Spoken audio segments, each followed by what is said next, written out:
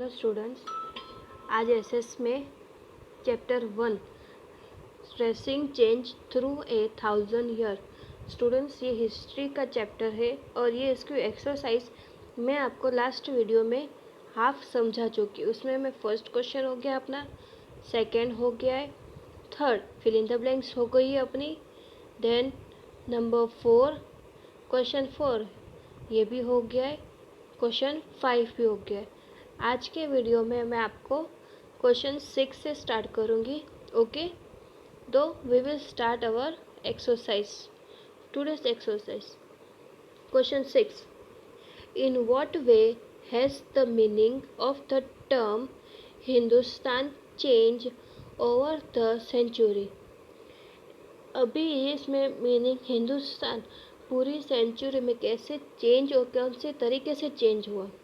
Then the answer was, the meaning of the term Hindustan changed over the century.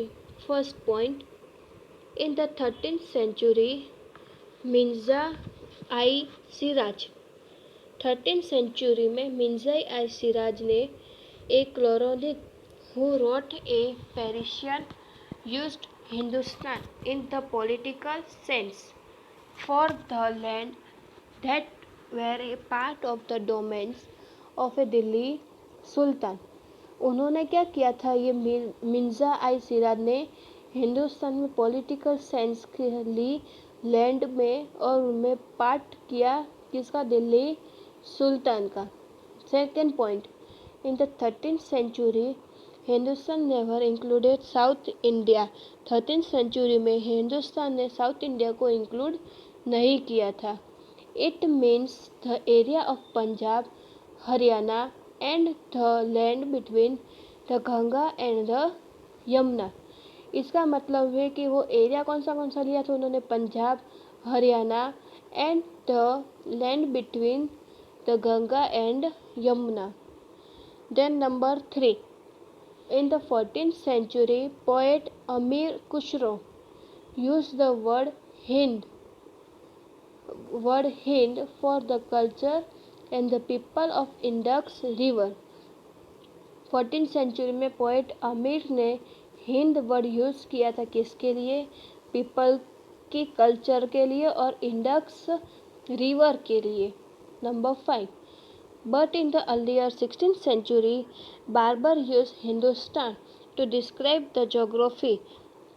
16th century में बार्बर ने हिंदुस्तान को word geography में describe करने के लिए the fauna and the culture of the inhabitant of the sub continent. और फिर fauna के कल्चर ने और सब कॉन्टिनेंट को डिस्क्राइब करने के लिए बार्बर ने जोग्राफी में हिंदुस्तान वर्ड यूज किया था। Number 5, earlier the term Hindustan never carried the political and the national meaning which we is with it today, but now in this term is used for nowadays India। Earlier time में Hindustan never carry the political and national meaning. Hindustan ने कभी भी political और national meaning carry नहीं किया था, which is associated with its today. आज तक ऐसा कुछ हुआ नहीं है हिंदुस्तान के नाम से, बट अभी के टाइम से वो क्या जाना जाता है, पहले हिंदुस्तान जाना जाता था, अभी इंडिया जाना जाता है। Okay, then numbers question 7, how were the affairs of jatis regulated. Then is answer was, the affair of jatis were regulated by an assembly of leader which is known as jati panchayat in some area। थोड़े area में जो jati panchayat assembly के leader वो affairs मतलब पंचायत इकट्ठा करते थे कोई कोई एरिया में, उसको बोलते थे जती panchayat. Then number 2, jatis frame their own rule and regulation to manage the conduct of their members. जती ने उसके खुद के रूल्स एंड रेगुलेशन बनाए थे अपने मेंबर्स को मैनेज करने के लिए। Number 3, what were some required to follow rules of the village govern by the चिeftain।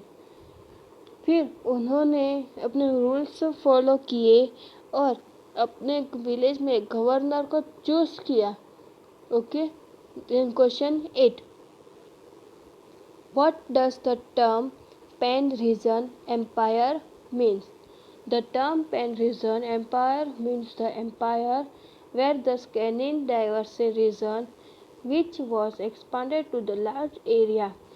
ये जो था वो एकदम लार्ज एरिया में ही एम्पायर एक्सपांड हुआ था to the larger area of region like dynasty. और कौन से एरिया में हुआ था? Dynasty of Cholas, Khalji, Turks and Mughal. Okay, then number 9, question 9, what are the difficulties historians face in using manuscript?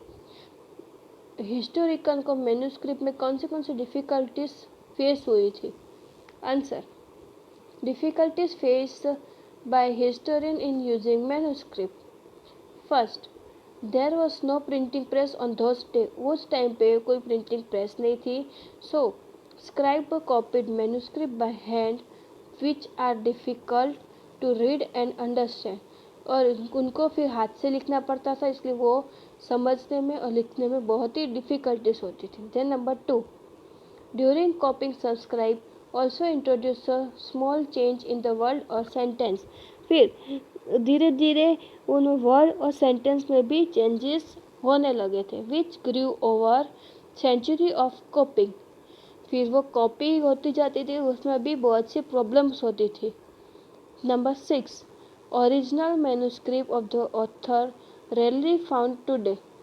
अभी के टाइम पे बहुत ही कम ऑथर पाए जाते थे जिसके पास ओरिजिनल मैन्यूस्क्रिप्ट होती थी। So they are totally dependent upon the copy made by the later script. इसलिए वो लोग टोटली कॉपी पे डिपेंडेंट होते थे कि जो बाहर आए फिर हम लोग उस पर काम कर रहे हैं। Number 4, historians have to read, describe different manuscript versions of the same task to guess what the author had original written।